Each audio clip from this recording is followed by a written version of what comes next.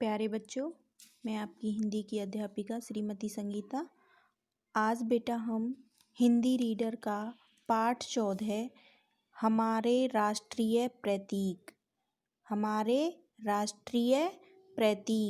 के बारे में पढ़ेंगे। जो हमारे देश के राष्ट्रीय चिन्ह हैं बेटा, चिन्ह होता है प्रतीक। बच्चे कहते हैं, दीदी कल आपने तिरंगे पर एक कविता सिखाई थी, वह हमें बहुत अच्छी लगी। दीदी अच्छा बताओ, तिरंगा भारत का क्या कहलाता है? बच्चे नहीं पता दीदी। दीदी कोई बात नहीं, मैं बताती हूँ। तिरंगा भारत का राष्ट्रीय ध्वज कहलाता है।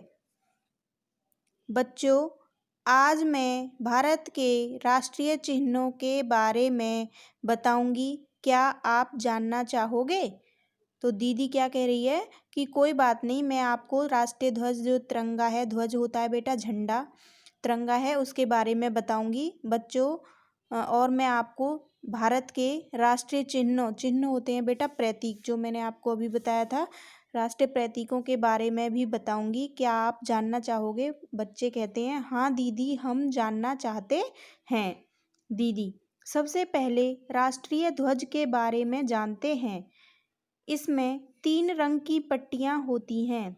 राष्ट्रीय ध्वज होता है बेटा झंडा, राष्ट्रीय झंडा के बारे में बताती है दीदी। सबसे ऊपर केसरिया रंग की, बीच में सफ़ेद रंग की और सबसे नीचे हरे रंग की पट्टी होती हैं बेटा, ठीक है। सफ़ेद रंग की पट्टी के बीच में नीले रंग का चक्र होता है। बच्चे दीदी तिरंगा झंडा कितना सुंदर लगता है। दीदी हाँ यह बात तो है।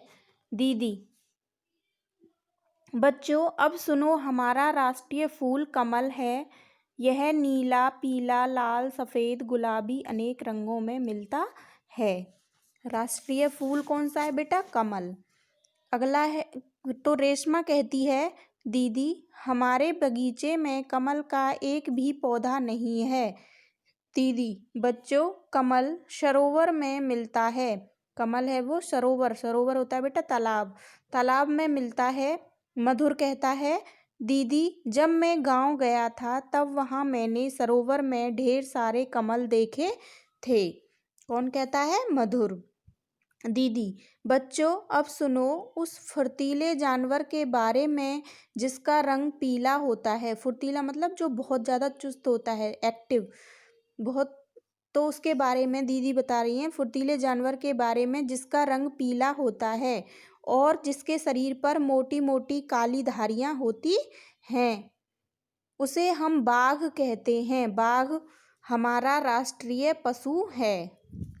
राशि कहती है, दीदी मैंने चिड़ियाघर में बाघ देखा था, मुझे तो वह बड़ी बिल्ली जैसा लग रहा था।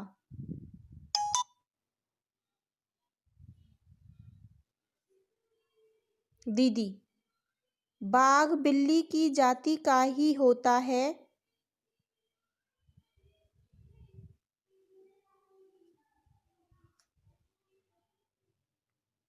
बाघ बिल्ली की जाति का ही होता है।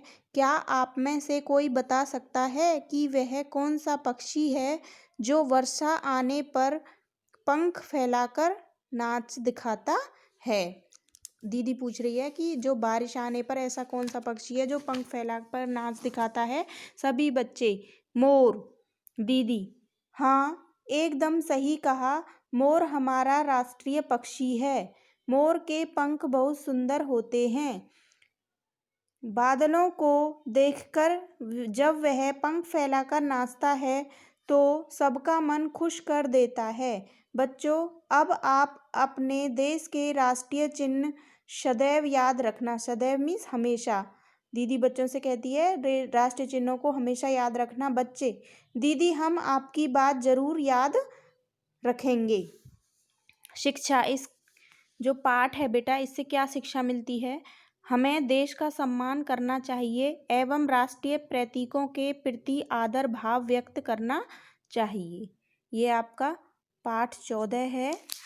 हमारे भारत के राष्ट्रीय प्रतीक, जिसमें राष्ट्रीय ध्वज तिरंगा के बारे में बताया है, राष्ट्रीय फूल कमल के बारे में बताया है, राष्ट्रीय पशु बाघ के बारे में बताया है और राष्ट्रीय पक्षी मोर के बारे में बताया है। ठीक है बेटा, तो ये आप रीडिंग अच्छे से करोगे। ओके।